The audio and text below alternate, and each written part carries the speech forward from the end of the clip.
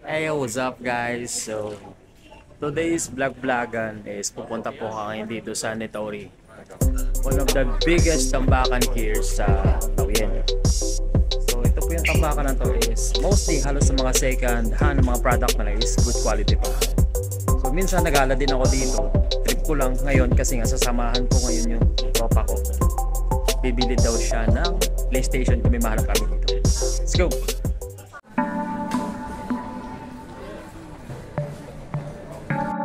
Yan guys, yung Rolex 800,000 NT. Guys, yan yung mga relo, mga original na relo yan.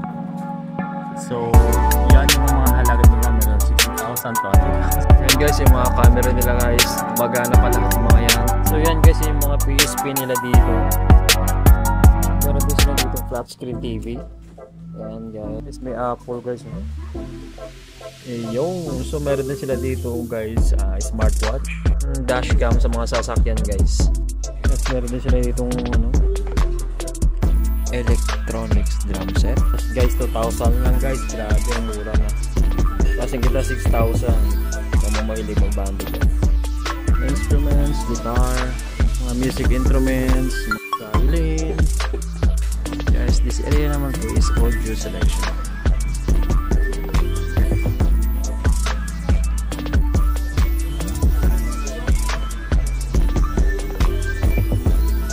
Guys, meron din sila dito mga gamit sa bahay.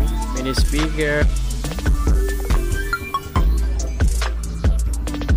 Dito din sila dito guys, may mga bags dito for ladies. Yan. Sa mga babae po ito na department. Guys, grabe yung mahal nga talaga dito ng Louis Vuitton. What? Wallet lang? 23,000? Grabe.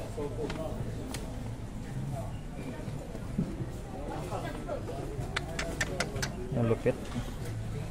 Here you go. Louis Vuitton bags. Salamat sa panonood. Bye-bye.